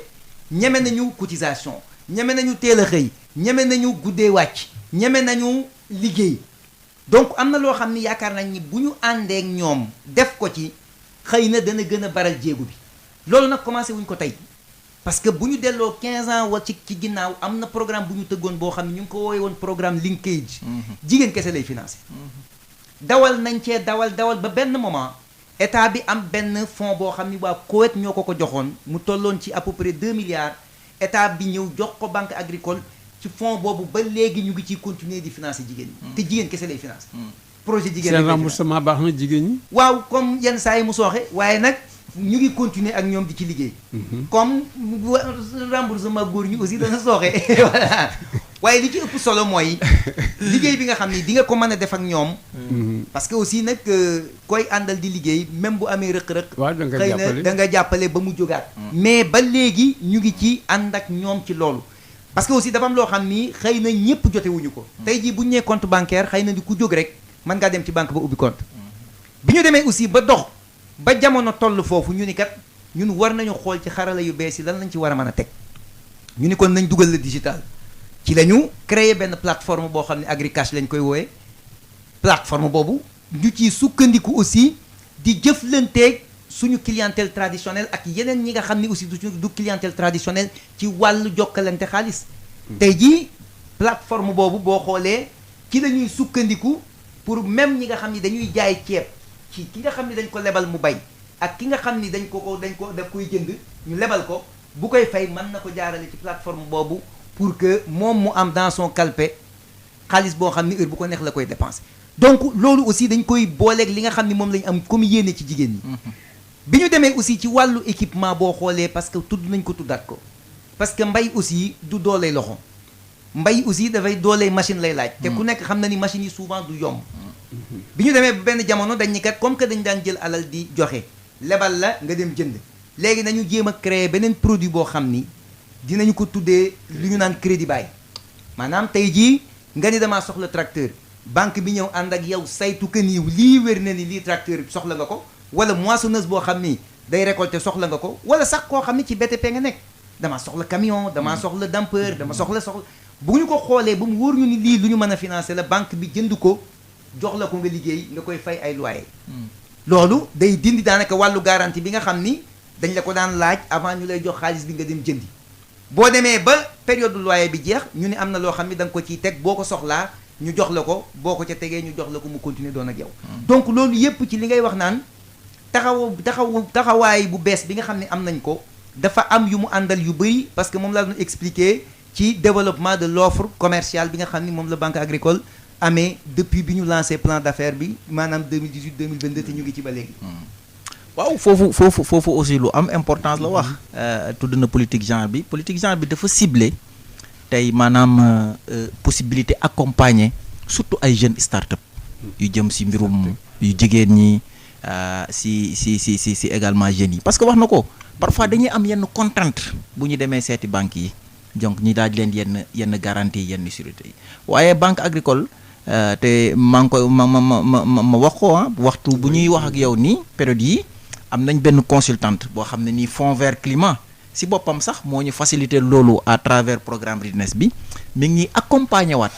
ñi tëggaat tey suñu politique genre boobu. donc ba tey si partenariat bi la ko. partenariat bi gën ko ubbi. voilà xool en rapport également avec l'inclusion financière par rapport au changement climatique yan produit la ñu war a mën a tëgg donc fu ñu jëm rek mooy incha allah bu ñu mettre à jour politique genre boobu mooy liggéey ñi am ay lignes de facilité de crédit yoo xam ne ni day spécifié yoo xam ne ni mbirum jigéen ñooñu ak également jeunes yooyu looy fan yee la ñu dellu ñu weesu def nañ fi benn atelier réfléchir ak benn organisation bu fi nekk benn xool tey couche yooyu nga xam ne nii c'est des couches vulnérables exclues mais naka lañ mën a def ba peut-être pàcc njaay yu ñu nekk wala jënd naka lañ mën a réfléchir ba banque bi proposer leen ay produits parce que pour nga mën a proposer nit ki produit foog nga analyser moom si ban composante la nekk yan difficulté la am ak yan risque peut-être lay encourir pour nga mën a wala tëgg c'est pour wala ne approche bi c'est très simple ñun on part de la demande analyser environnement bu couvrir demande bi maintenant en interne en fonction évidemment de ce qui est permis parce que Cheikh wax na ko sànq on demeure une banque aussi dafa am réglementation bi nga xam ne da koy topp waaye suñu xoolee suñu jàppee possibilité partenariat ñu am lëkkaloo ak peut-être ñeneen ñi nga xam ne nii mun nañ apporter contribution fii apporter beneen xalaat fële rek voilà suñu matché loolu foog naa dinañ mën a am ay produits yi alors ma rappelé wax nañ fi sànq atténuation adaptation loolu day dellu si lu bëri si jargon environnemental yi donc wax ne tey composante adaptation composante atténuation yi yëpp entité accrédité yi mun nañ si tëgg ay produits soo jëlee lu mel ni par exemple adaptation jëm na si mbirum agriculture mun nañ si xool si chaîne de valeur bi la nekk jëm également si mbirum érosion côtière parce que ay phénomènes yoo xam ne ñëw na ba pare nekk na tey lan la ñu war a mun a xalaat pour que phénomène yooyu voilà du mun a ñëw attaquer du mun a ñëw compromettre peut-être suñu système de vie région côtière bi nekk na loo xam ne nii war nañ inondation yi voilà gis nga daaw lu fi xew tëb na rek ñëw tey il faut que ñu xool tey yan mesure adaptative la ñu war a mën a teg voilà pour lëkkaloog loolu lu jëm si mbirum biodiversité ba laal santé bi tey ñi ngi def ay am na scientifique yuy def corrélation entre Covid bi am tey ak changement climatique bi mais yooyu yëpp dafa nekk ay jéego yoo xam ne nii war nañ si mën a wax lu jëm si atténuation jëm na si mbirum lépp lu ñu mën a utiliser lu jëm si affaire énergie renouvelable transport à basse émission fan yële ñi ngi waxtaan ak benn promoteur boo xam ne ni dafa bëgg a dugal Sénégal ay véhicules électriques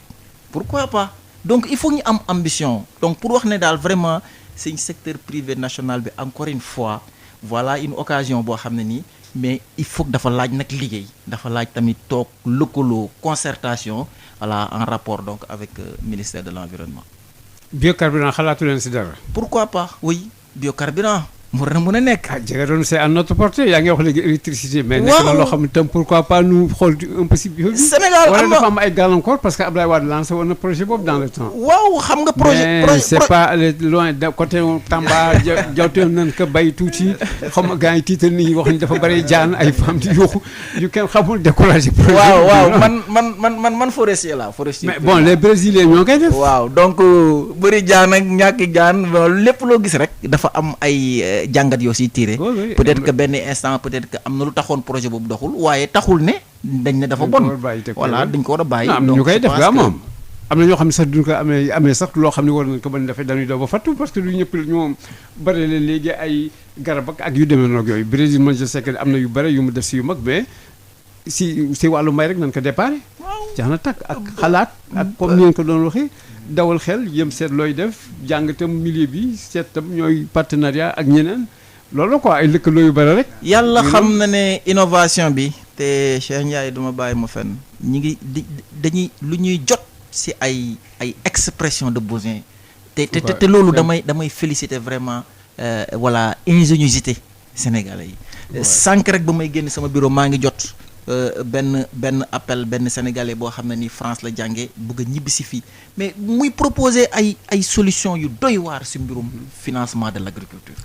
donc voilà man yooyu su ma ko jotee rek waaw damay renvoyer donc suñ directeur financier yi ñu xool parce que tamit loo gis rek innovation ak bu mënta ñëw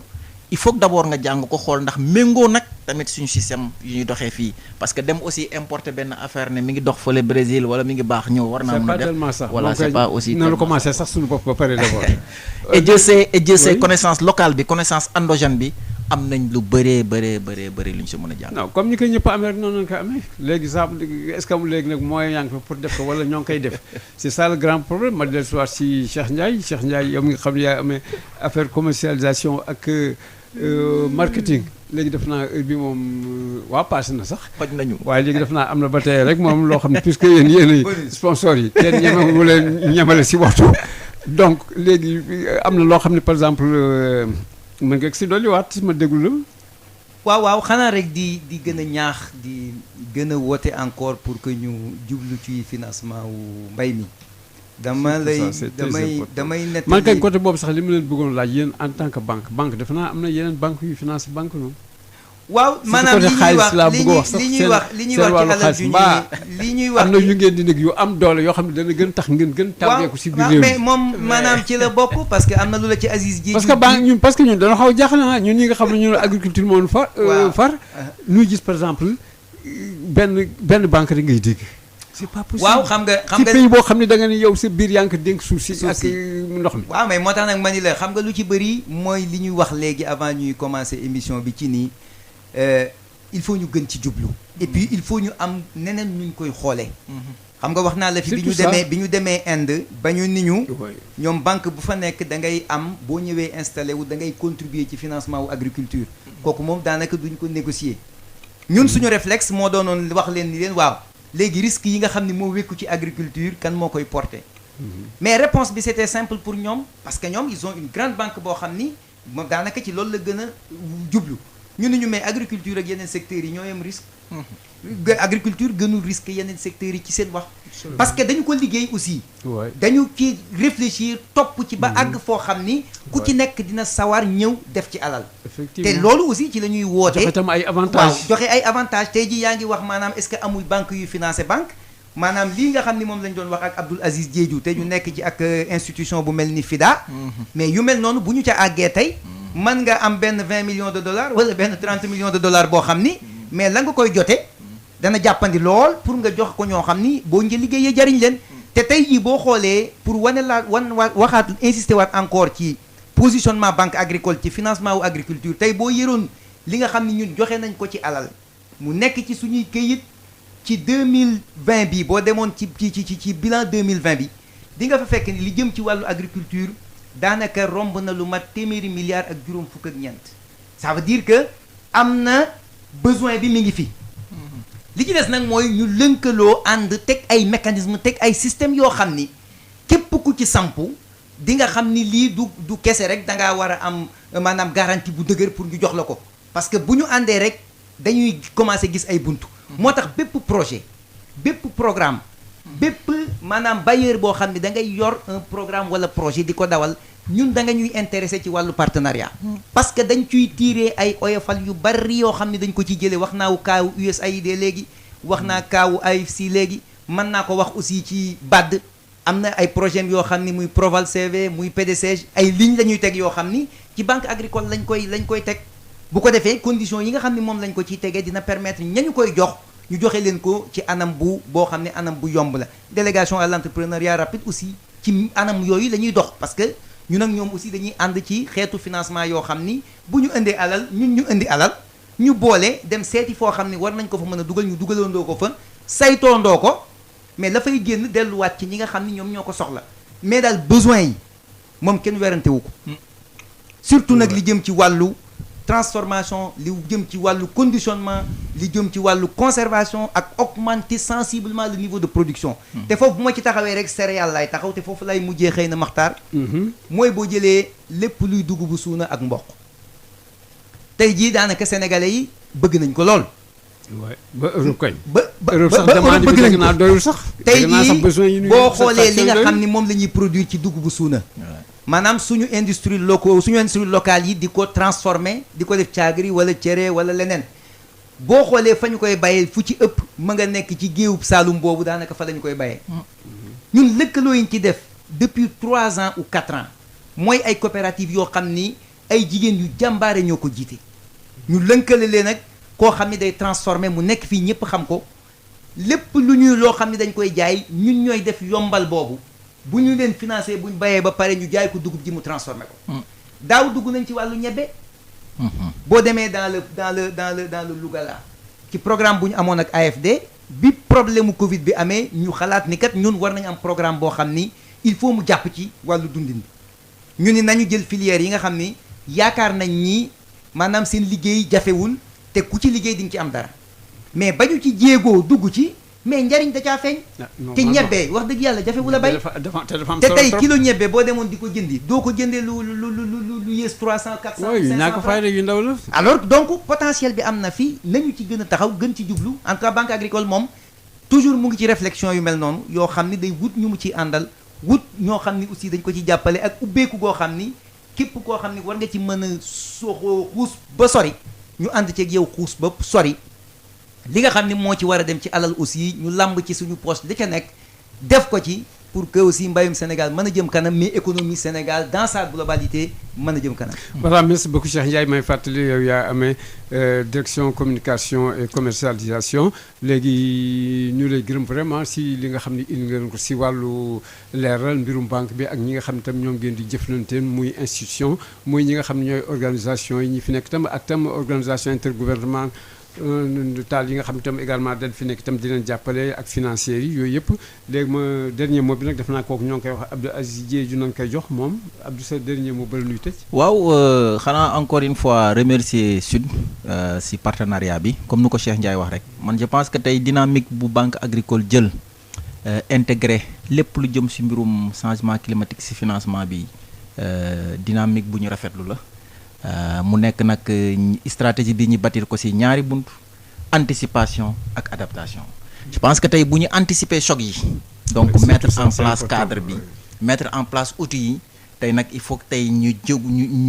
jublu si jéego bu mag bi mooy maanaam xool lan lañ war a mën a tey proposer suñu clientèle lan lañ mën a proposer état lan lañ mën mais loolu pour ñu mun ko def rek mooy lu Cheikh Ndiaye waxaat dañuy gën a dëgëral partenariat bi ma rafetlu partenariat bi nga xam ne ni ñu ngi koy def ak ministère de l'environnement à travers l'autorité nationale désignée bi nga xam ne moom mooy point focal national Fonds Vert Climat c'est-à-dire tey bépp projet bi nga xam ne ni Fonds Vert mi ngi koy financer rek maanaam foofu lay jaar ñooñu ñoo koy évaluer lëkkaloo moom encore une fois lancer un appel vraiment au secteur privé au secteur public ne leen banque bi seen banque la ouverture donc innovation vraiment voilà tey dynamique boobu daal lañ nekk continuer encore une fois gën a renforcer lépp li nga xam ne dina jëm ci inclusion financière bon. waaw mais dernier mot bi nag kooku def na maak moom ndax Sénégal am na lu ñuy wax pourtant ay journalistes agricoles de. waaw ñooñu tey ñu ñëw dañu bëgg ay toolu xaw ma journaliste agricole pour ñoom tam participer si xaw ma si sunguf bi wala dugub ji wala gerte gi waaw xam nga nag journaliste moom financièrement kooku moom kenn waxul moom dama ne yéen seen wàll nag la ka lay doon yéen sa bopp yéen ko waroon def ngeen waa ana toolu journaliste yi ndax am si temps ba mu nekk ministre ñun mos nañ ko proposé mais temps boobu ku ñu wax affaire mbay sax da ngay wax mais kii daal yéenewu ma lu baax Makhtar de man de yaakaar naa ne fi mu ne nii tool moom waxuma la toolu journaliste waaye boo xoolee li nga xam ne moom la ñuy observé fi mu ne nii képp ku am kër yaa ngay wutu maanaam tool bu nekk ca wet ga wala nga wut benn xar bu nekk si biir kër maanaam donc nag même bu dee budul journaliste sax wala muy buy journaliste aussi lépp loo xam ne daal en tout cas war naa mën a yokk suñu mbay yokk suñu koomu mbay yokk aussi qualité bi ba ñu mën di li ñu doon jéggaani ñu bàyyi ko képp koo xam ne am nga ci yitte aussi boo ñëwee banque agricole di nga ci am interlocuteur boo ci waxtaan loolu moom am naa ci yaakaar lool voilà jërëjëf mbokki auditeurs yi def naa dégg ngeen tey ji la banque agricole ñoo fi teewoon de ñoom nag ñoom yu neex rek nañ fi wax ñun nag ñoo ngi leen di nag voilà merci beaucoup la banque agricole merci beaucoup LBA di gërëm également suñu mbokk auditeurs yi nga xam ni ñoo ngi nekkoon di topp émission bi yaakaar na ni dégg nañ si yoo xam ni dana leen amoon njëriñ trop di gërëm tam également suñu gan yi nga xam ne ñoo fi teewoon également Pabla Dié bi nekkoon partie technique Makhtar Sall doon leen présenté seen émission waar wi ñii nag daa ngeen leen gisaat yeneen jamono daan dellusiwaat incha allah nu leen souhaité rek ngeen passé tabaski bu neex yéen ñëpp ak tam la banque agricole tam defe naa moom tabaski bi daa ngeen si accompagner gaañ bu baax a baax ndax gaañ nañu xar yi cher na te yéen nañ si yaakaar nag si financement yi ngeen di joxe pour que xar yi yomb donc ñu leen di gërëm di leen souhaité yéen ñëpp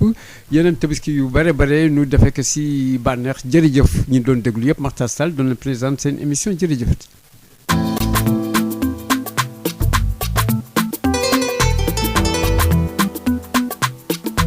ngir gunge suñu réew mii di Sénégal ak mboole seem kuy yëngu ci wàllu koom-koom rawatina ci wàllu mbay càmm ak napp boole ko nag ak taxawaayu aar li ñu wër di alam bi ngir yokkute gu mat sëkk te mucc ayib LBA la banque agricole lëkkaloo ak Sud FM seen rajo ñoo leen doon may seen émission waar wi